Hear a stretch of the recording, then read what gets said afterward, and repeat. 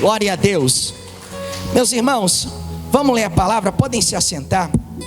O tema da minha pregação hoje é a sabedoria de Deus na salvação de um pecador. Amém?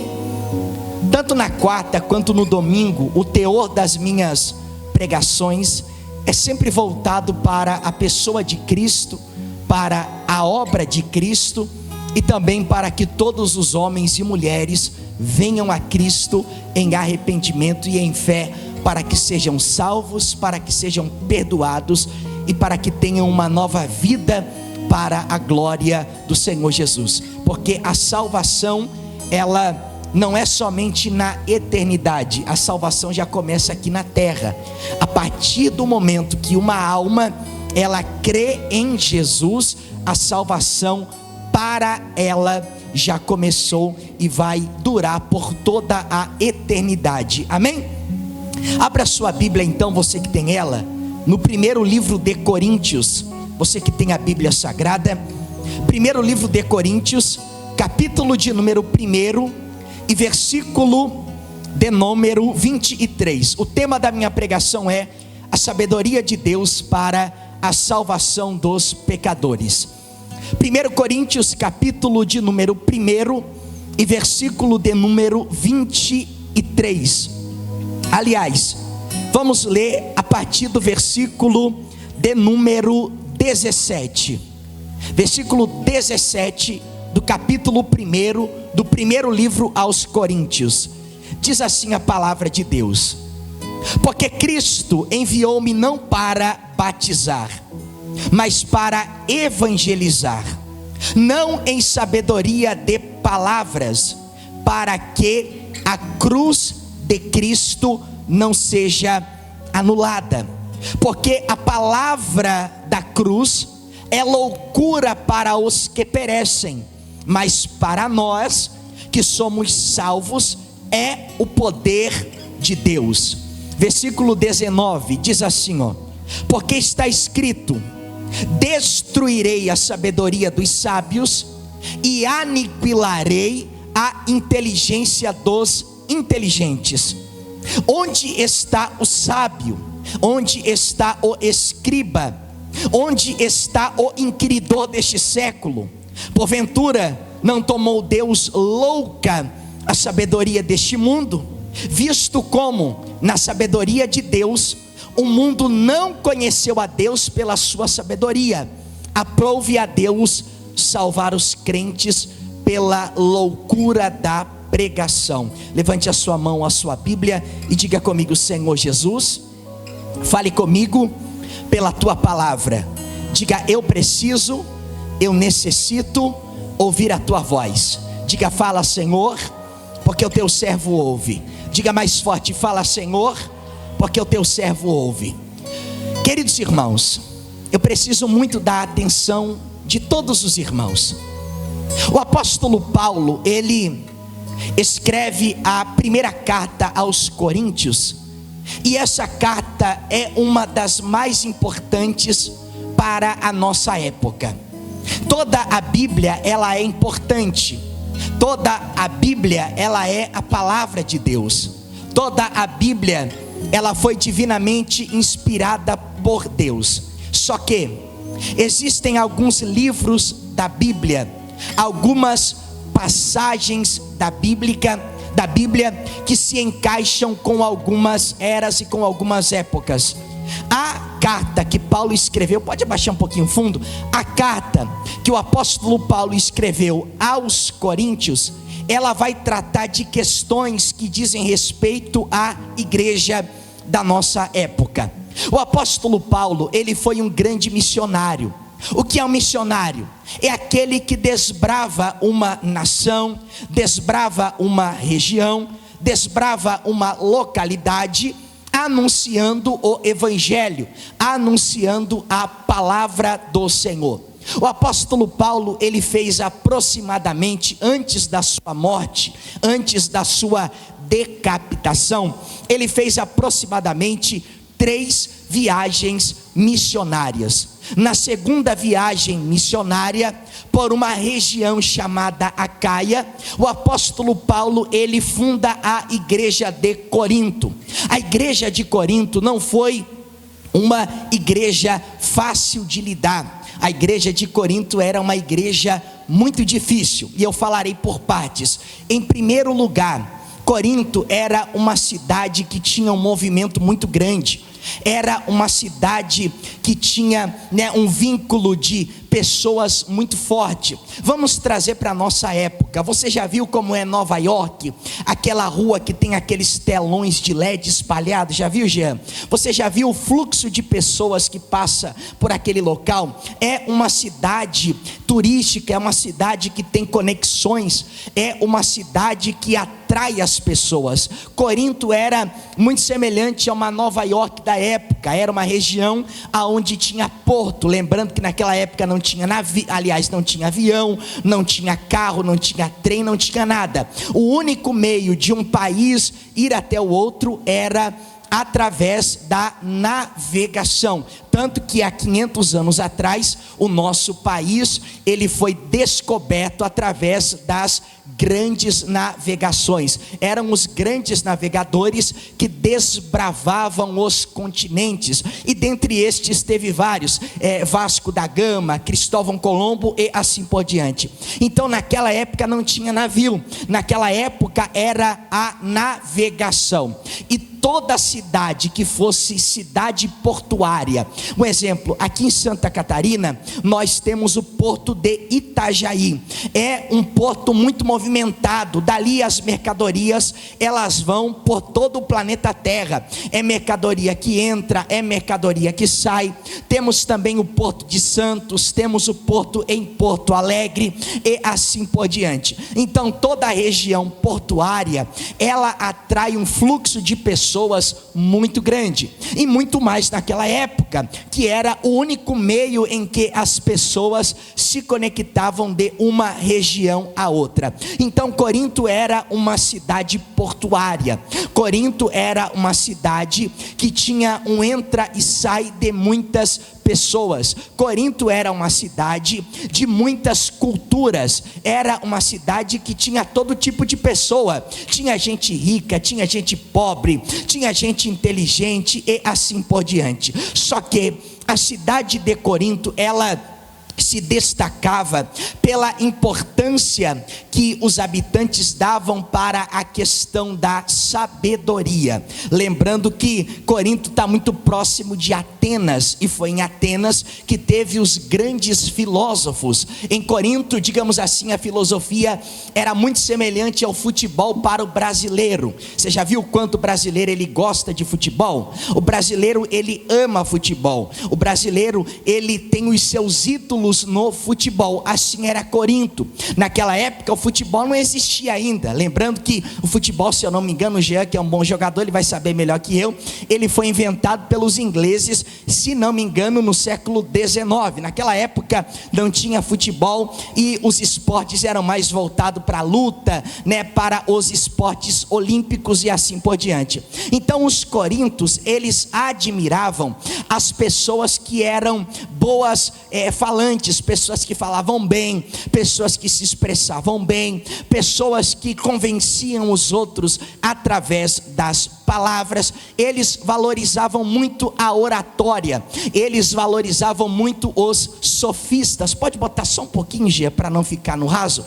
Eles valorizavam muito os sofistas. Quem eram os sofistas? Eram aquelas pessoas que eles envolviam as pessoas através eles envolviam as pessoas através da sua forma de falar. Eles convenciam as pessoas através da sua oratória. Eles envolviam as pessoas, e as pessoas gostavam, porque era uma época que não tinha tecnologia. Imagina só, a cidade se reunia para quê? Para ouvir histórias. Os corintos, os gregos, aquela região da Acaia, eles valorizavam muito os contadores de histórias. Tinha pessoas que sobreviviam somente de contar histórias, e eles envolviam a cidade, envolviam as pessoas. Então, da mesma forma que o brasileiro, ele tem no futebol o seu ídolo, né? Ele tem no futebol os seus ídolos, os jogadores de futebol,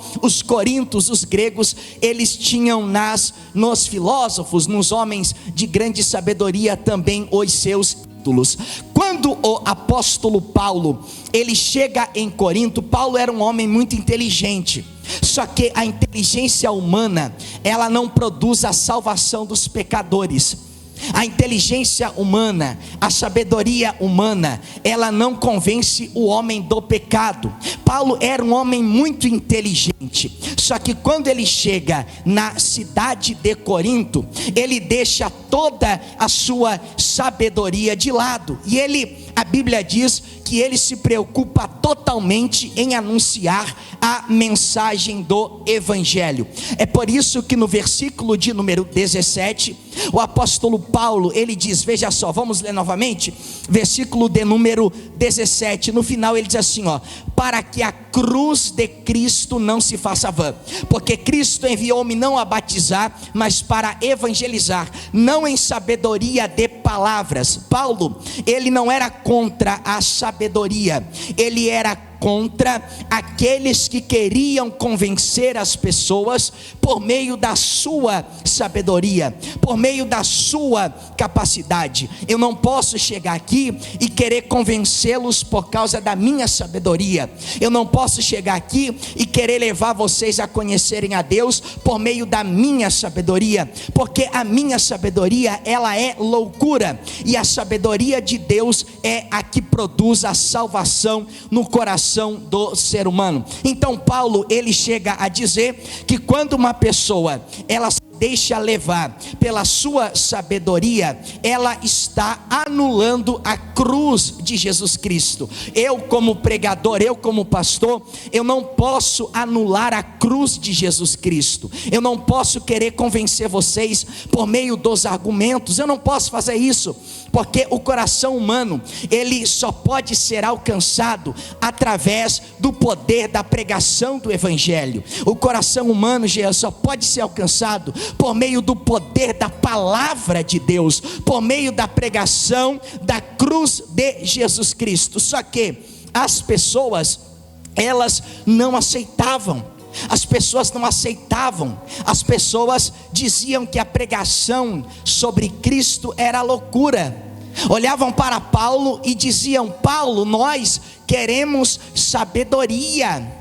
Nós não queremos esse discurso que você está trazendo a respeito de um homem que se dizia filho de Deus, a respeito de um homem que se dizia enviado por Deus como o cordeiro. Não, Paulo, isso aí é loucura. Nós não queremos ouvir estas palavras. Aí Paulo, ele querendo convencer os coríntios, ele diz assim, veja só, versículo de número 18, o apóstolo Paulo diz, veja só, porque a palavra da cruz é loucura para os que perecem. Paulo olha para aquelas pessoas que ouviram ele falar, pessoas que ouviram ele pregar, pessoas que ouviram ele anunciar o Evangelho, e no final da pregação, olharam para ele e falaram assim: não, isso aí é baboseira, isso aí não serve, isso aí não presta. Aí Paulo fala assim, sabe por que não presta, Jean? Porque vocês estão perecendo. Por isso que a palavra da cruz é loucura para vocês, porque vocês estão perecendo, vocês estão a caminho da condenação. Por isso que vocês ouviram o Evangelho, ouviram a pregação do Evangelho, e a pregação do Evangelho, Maicon, não produziu nada no coração de vocês. É o que Paulo está dizendo, veja só, versículo 18, porque a palavra da cruz é loucura para os que perecem. Então, você chegar para alguém que está com o seu coração trancado, e você anunciar a ele a mensagem da cruz. Qual é a mensagem da cruz? Que mensagem da cruz é essa que o apóstolo Paulo se refere? A mensagem da cruz é a mensagem do Evangelho. Qual é a mensagem do Evangelho? É contar a vida e a obra de Jesus Cristo. Se nós olharmos por uma lógica humana, se nós olharmos pela sabedoria humana, a mensagem da cruz é loucura.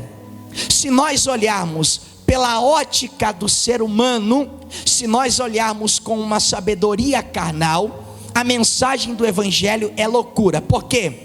Porque a mensagem do evangelho, ela é um escândalo. Um escândalo em que sentido? Os judeus que pediam sinais a Jesus, eles esperavam um Messias. Só que o Messias que eles esperavam era um líder militar, um líder político, que traria glória para o povo de Israel. Só que o Messias verdadeiro, ele não tinha nenhuma glória nesta terra, a ponto dele mesmo dizer: o meu reino não é deste mundo. O profeta Isaías, quando falou dele, disse assim, nele não havia beleza alguma quando foi crucificado. Então os judeus achavam isso loucura, porque a mensagem do evangelho é um escândalo. Imagina só, o Filho de Deus nasceu numa manjedoura. Imagina só, o Criador dos céus e da terra precisou ser amamentado. Imagina só, aquele que controla todas as coisas precisou que alguém o segurasse no colo. Aquele que tem o poder e o domínio precisou se sujeitar à lei dos homens. Então a mensagem do evangelho é loucura. Se você chegar para um muçulmano, ele vai dizer assim, nós cremos em Jesus, mas é loucura dizer que ele morreu. O Jesus que eu acredito não morreu. O muçulmano diz assim, o Jesus que eu acredito, ele está vivo até hoje. Ele até nasceu de uma virgem, ele até fez milagres em Jerusalém. Mas é loucura dizer que ele morreu. É loucura, Deus não morre. É loucura dizer que Jesus morreu. Então quando Paulo, no versículo 18 do capítulo 1 do primeiro livro aos Coríntios, ele diz assim, eu vou repetir novamente, ele diz assim, porque a palavra da cruz é loucura para os que perecem, mas para nós que somos salvos é o poder de Deus. Então ao que perece, ele vai achar que isso é loucura, Maicon. Ele não vai aceitar essa palavra não vai entrar no seu coração. Mas a Bíblia diz que para nós, essa palavra da morte e da ressurreição de Jesus é o poder de Deus. Por quê? Porque nós que cremos no evangelho, entregamos a nossa vida a esse Jesus que morreu, entregamos os nossos caminhos a esse Jesus que foi morto, com a esperança de que quando ele, aliás, ele já tendo sido ressuscitado, mas quando ele voltar, ele nos levará para si mesmo. Então Paulo, ele está diante de pessoas da igreja de Corinto, que eram pessoas muito inteligentes, mas não tinham a sabedoria de Deus. E quando ele anunciou a mensagem do evangelho, olharam para ele e disseram assim, esse aí é um tagarela. Ele fala a respeito de um Cristo que morreu e ressuscitou. Queridos irmãos, toda a esperança do cristão repousa na morte e na ressurreição de Jesus Cristo. A loucura da pregação do evangelho é exatamente isso, é a morte e ressurreição de Jesus Cristo. Por que as religiões não aceitam isso? Porque para eles é loucura nós cremos em alguém que morreu e diz que ressuscitou. Por que os gregos, eles não aceitam isso? Porque a mensagem do evangelho, ela é simples, mas ela é profunda. A mensagem do evangelho, ela é profunda na sua essência. Porque existem palavras que são eloquentes, mas não são profundas. Existem palavras que são humildes, mas são profundas. Existem palavras que são simples, mas são profundas. E a mensagem do evangelho é uma mensagem simples, é uma mensagem direta, mas é também uma mensagem profunda. Tudo que o cristão precisa, tudo que um pecador precisa, tudo que uma alma precisa é crer nesta mensagem. O apóstolo Paulo escreveu no livro de Romanos que a fé vem pelo ouvir e ouvir a palavra de Deus. Então tudo que você precisa é crer na loucura da pregação do evangelho. E foi exatamente esta loucura que Deus usou para salvar a alma dos pecadores. Se você olha para alguém na internet, um exemplo, Tem um filósofo aí no Brasil e ele fala inúmeras coisas, e ele até ganha dinheiro em cima da Bíblia. E ele diz que a Bíblia não é verdadeira, que Jesus ele não ressuscitou e assim por diante. Ele tem sabedoria, mas é sabedoria carnal. Só que a sabedoria carnal, o apóstolo Tiago disse que é diabólica, é demoníaca.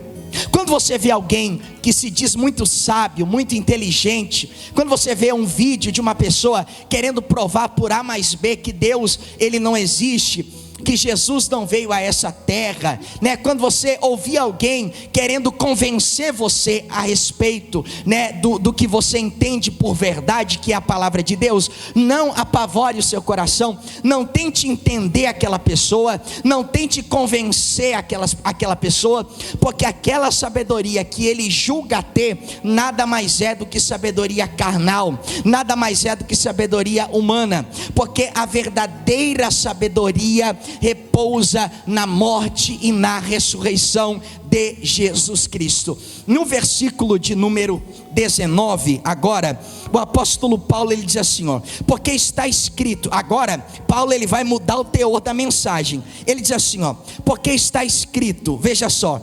aniquilarei a sabedoria dos sábios e destruirei a inteligência dos inteligentes. Então aquelas pessoas que se julgam inteligentes, né, aquelas pessoas que se julgam dotadas de um conhecimento profundo, mas negam a palavra de Deus, negam a pessoa de Jesus, negam a morte de Cristo na cruz, a palavra está dizendo assim, ó, Deus aniquilará, irá a sabedoria dos sábios, Deus destruirá a inteligência dos inteligentes, porque a sabedoria que eles têm nada mais é do que loucura. Alguém que nega a mensagem da cruz, alguém que nega a mensagem do evangelho, por mais inteligente que essa pessoa diga ser, por mais sábio que essa pessoa diga ser, na verdade a sabedoria que ele tem é demoníaca, porque a sabedoria verdadeira, ela pode repousar no coração do mais humilde cristão,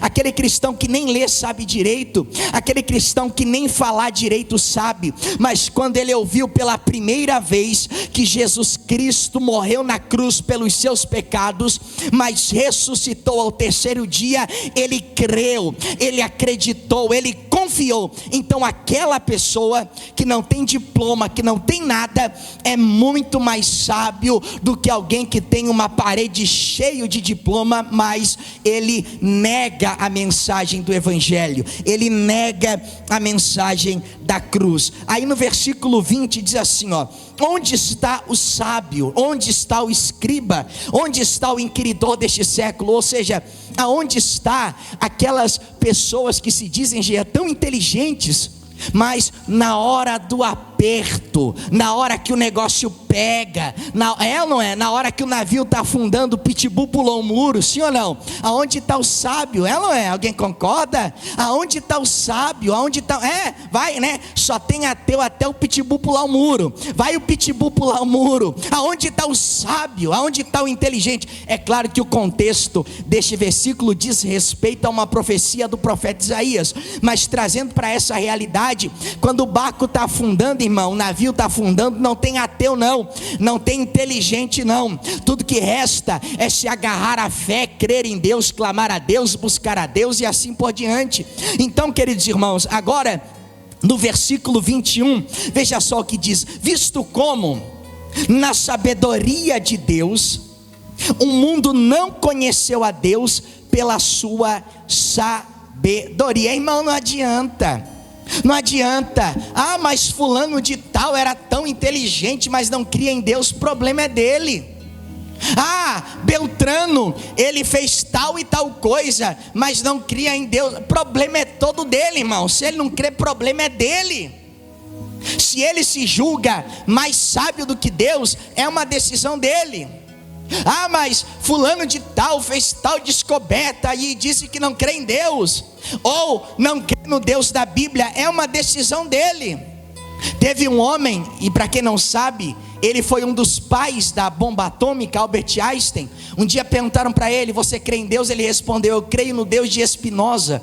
Baruch Spinoza foi um grande pensador que dizia que Deus era o mar, que Deus era o vento, que Deus era as estrelas. Irmão, ele pode acreditar no que ele quiser, ele pode ser sábio do jeito que ele quiser. Eu creio no Deus da Bíblia, eu creio no Deus que morreu na cruz, mas ressuscitou ao terceiro dia. Eu creio em Jesus Cristo. Eu não quero saber da sabedoria do homem, eu não quero saber da inteligência do homem, eu quero saber do que Deus falou na sua palavra, e é o que basta. Não importa se alguém crê que Deus é o vento, que Deus é o mar, não importa, irmão, não importa. Inclusive, a maioria dessas pessoas, Baruch Spinoza foi um homem que morreu muito cedo. Teve um outro homem que celebrou a morte de Deus e também morreu louco num hospício. Então, queridos irmãos, nós precisamos crer na simplicidade do Evangelho. Não precisa de muito rodeio, não precisa de muita coisa. É crer que Jesus morreu na cruz, mas que Deus o ressuscitou ao terceiro dia, e que hoje Ele está à destra de Deus intercedendo pelo seu povo. É isso que Deus quer de nós. O resto é bobagem, o resto é conversa fiada. Porque Deus está dizendo, veja só, visto como na sabedoria de Deus o mundo não conheceu a Deus pela sua sabedoria. Vamos lá, o mundo tem uma sabedoria. O mundo, quando a Bíblia se refere ao mundo, é as pessoas que não conhecem a Deus. Existem pessoas que usam a sua sabedoria para glorificar a Deus, e existem pessoas que usam a sua sabedoria carnal para tentar atacar a Deus. Pessoas, inclusive, de grande intelecto, de grande inteligência. Mas a Bíblia está dizendo assim, não se conhece Deus pela sabedoria do homem. Não se conhece Deus pela sabedoria dos filósofos, não se conhece Deus pela sabedoria dos físicos, dos químicos, e eu poderia citar muitos aqui para vocês. Não se conhece a Deus pela sabedoria dos homens mais inteligentes da face da terra. Não é assim que conhece Deus. Você nunca vai conhecer a Deus dessa forma. Sabe como você conhece Deus? Está revelado na palavra. Aprove a Deus salvar os crentes pela loucura da pregação.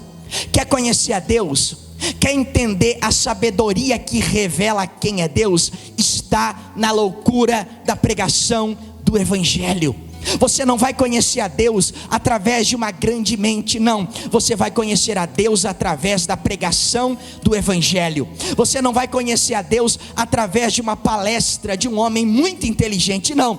Você vai conhecer a Deus através da loucura da pregação do Evangelho, do escândalo do Evangelho. E você pode acompanhar comigo, veja só agora, versículo 22, por gentileza, diz assim, porque os judeus, Jean, pedem sinais, e os gregos sabedoria. Vamos lá, os judeus olharam para Jesus, no livro de Mateus, capítulo 12, versículo 38, os judeus olharam e disseram assim, Jesus, mostra-nos um sinal, para que nós creiamos que tu és o Messias. Sabe o que Jesus falou? Uma geração perversa, incrédula e pecaminosa está me pedindo um sinal. Nenhum sinal vos será dado, a não ser o sinal do profeta Jonas. Os judeus pediam sinais, e Paulo diz aqui, e os gregos sabedoria. O que eles queriam? Eles queriam aqueles homens eloquentes, eles queriam aqueles homens que convenciam por meio da argumentação das suas palavras. Os judeus pedem sinais, os gregos sabedoria. Mas olha a resposta de Paulo, veja só, mas nós pregamos a Cristo crucificado. Nós pregamos a Cristo crucificado. A mensagem de Paulo era Cristo. A pregação de Paulo era Jesus Cristo. Mas nós pregamos a Cristo crucificado. Aí ele diz assim, que é escândalo para os judeus. Os judeus ficavam assim, como pode? Como pode um homem que não tem nem 30 anos dizer que é filho de Deus? Escândalo. Quem ele pensa que é? para dizer que é o Filho de Deus? Quem ele pensa que é para dizer que é maior do que Moisés? Quem ele pensa que é para dizer que é maior do que Abraão, os profetas? Escândalo. Quem esse homem pensa que é? Não é ele o carpinteiro, não é ele o Galileu, não é ele filho de José? Escândalo. Aí o apóstolo Paulo, ele fala que para os gregos é loucura. Não, isso aí é coisa de doido. Eu, um homem inteligente, um homem sábio, vou acreditar que um homem que se dizia Deus morreu numa cruz para me salvar? Eu não preciso de ninguém para me salvar, eu mesmo vou me salvar. Não, é loucura, é o que Paulo está dizendo. A mensagem do evangelho é loucura para muita gente. Se você chega para um médico, para alguém, e você começa a pregar a mensagem do evangelho, para, isso é loucura, isso não é verdade, isso aí não existiu, mas já é bíblico, queridos irmãos. Só que a loucura é para os que se perdem, é para os que perecem. Aqueles que já estão a caminho da perdição, eles acham que a mensagem do evangelho é loucura. Mas para nós, disse o apóstolo Paulo, que cremos é o poder de Deus. Eu não sei você, quando eu ouço uma pregação a respeito do evangelho, a minha alma, ela se enche de alegria.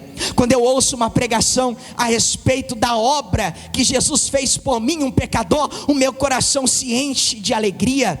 Eu poderia, irmão, subir nesse altar e querer falar muitas coisas bonitas. Eu tinha muita argumentação para falar para vocês.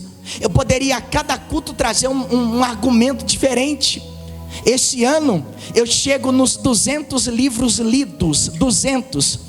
Só que quando eu subo nesse altar, eu não uso nenhum pingo da sabedoria carnal. Eu subo nesse altar para anunciar a mensagem do evangelho, para anunciar a obra de Jesus Cristo. Se eu quisesse, no sentido natural, eu poderia falar de coisas que não ia edificar vocês em nada. Eu poderia falar de filosofia, eu já li várias vezes, já li Platão, já li Sócrates, já li Aristóteles, eu podia falar, já li Epimênides e assim por diante.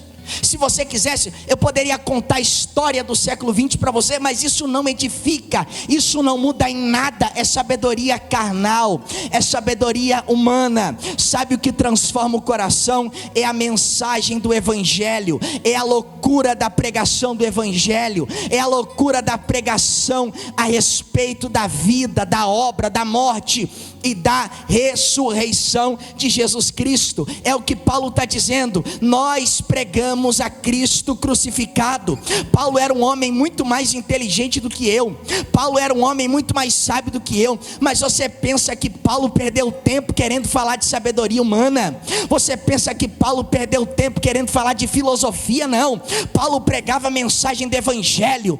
Paulo queria que as almas se convertessem. Paulo queria que as almas que estavam a caminho do inferno fossem salvas pela graça de Jesus, através da pregação do evangelho. Era isso que ele queria. É por isso que ele diz: mas nós pregamos a Cristo crucificado, que é escândalo para os judeus e loucura para os gregos, mas para os que são chamados, tanto judeus como gregos, lhes pregamos a Cristo. Aí ele diz, veja só, poder de Deus e sabedoria de Deus. A pregação de Paulo era Cristo no começo, Cristo no meio e Cristo no final. A pregação de Paulo era Cristo salva, Cristo perdoa e Cristo leva para a eternidade. A pregação de Paulo era: Cristo veio ao mundo, nasceu no ventre de uma virgem, cresceu entre os sábios, aos 30 anos foi batizado, aos 33 foi crucificado, mas a morte não pôde com ele. Aonde está, ó morte, a tua vitória? E aonde está inferno o teu agrilhão. A pregação de Paulo não fazia curva, irmão. A pregação de um ministro deve ser Cristo. Cristo no meio, Cristo no começo, é Cristo, irmão. As almas têm que vir a Cristo. As almas têm que conhecer a Cristo. Eu vou subir nesse altar, eu vou pregar sobre Moisés, eu vou pregar, irmão, Antigo Testamento, Abraão e etc e tal, mas o foco da minha mensagem é Cristo e o que Ele fez na cruz do Calvário por nós, os pecadores salvos pela sua graça. Era isso que Paulo estava querendo dizer. Imagina aí uma igreja, irmão. A igreja de Corinto era pancada, diga misericórdia. Irmão do céu, pensa numa igreja problemática, irmã Raquel. Era uma igreja violenta, diga misericórdia. Paulo fundou ela na segunda viagem. Agora, Paulo estava na terceira viagem missionária. Ele estava em uma cidade chamada Éfeso e ele está escrevendo essa carta. E Paulo, no capítulo 1, ele vai exatamente falar o que eu preguei até agora. A salvação é por meio da loucura da pregação do evangelho.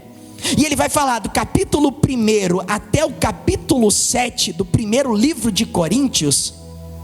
Paulo ele vai trazer uma exortação para a igreja. No capítulo 5 Paulo fica assustado, porque Paulo ele anuncia para homens que se diziam sábios, que não era a sabedoria deles que iria salvá-los, mas que era a obra de Cristo na cruz do Calvário que iria salvá-los. Só que no capítulo 5, a partir, Paulo começa a tratar dos problemas da igreja. A igreja de Corinto era a igreja mais problemática do tempo de Paulo. No capítulo 5, Paulo chega a dizer, veja só, abre aí comigo por favor, e eu já me encaminho para o final. Olhei o relógio agora e fiquei assustado. Diga glória a Deus. Veja só o que Paulo diz no capítulo 5 do primeiro livro aos Coríntios. Ele diz assim, ó: geralmente se ouve que há entre vós imoralidade tal que nem ainda entre os gentios, porque um homem se envolveu com a mulher do seu próprio pai. Eles eram sábios ao seu próprio entendimento, mas estavam entregues aos seus desejos, a ponto de ter naquela igreja um dos frequentadores que estava tão entregue aos desejos que se envolveu com a mulher do próprio pai. Aí Paulo diz assim, ó: expulsem ele do meio de vós. E Paulo ele vai ensinando. No capítulo 6, o apóstolo Paulo ele diz para os irmãos de Corinto que eles não deveriam levar as suas causas, irmão entre irmão, até o tribunal dos ímpios, para que houvesse um julgamento. Paulo falou: os santos julgarão o mundo. Se um crente tem problema com outro crente, ele resolve na Assembleia dos Santos. Ele não vai para a justiça comum para querer resolver o seu problema. No capítulo de número 7, o apóstolo Paulo vai falar sobre o casamento cristão. Aquelas pessoas não tinham discernimento sobre o que era casamento de acordo com a vontade de Deus. No capítulo 8, Paulo vai falar que não devemos comer alimento sacrificado aos ídolos. No capítulo 9, Paulo vai dizer, do primeiro livro de Coríntios, ele diz assim, ó: eu como apóstolo não poderia viver da obra, só que tenho trabalhado dia e noite para que ninguém venha falar mal ao meu respeito. E ele vai dizendo: Pedro tem a sua esposa e viaja com ela. Será que eu, Paulo, não poderia também ter uma esposa para que essa me acompanhasse nas minhas viagens? Então, do capítulo 1 ao capítulo 7, Paulo ele traz uma mensagem trazendo a realidade do caminho da salvação. Do capítulo 7 ao capítulo 16, Paulo ele tira as dúvidas da igreja de Corinto. Queridos irmãos, eu quero encerrar por causa do horário apenas essa pregação na noite de hoje, dizendo a vocês: Tudo que o homem precisa, eu falo e reafirmo, é conhecer a pessoa de Cristo. O que Paulo estava querendo ensinar aos coríntios era exatamente isso. Vocês precisam conhecer a Jesus Cristo. Vocês precisam conhecer a obra de Jesus Cristo na cruz do Calvário. Vocês precisam conhecer aquele que morreu no vosso lugar, aquele que tem a esperança da vida eterna para lhe entregar.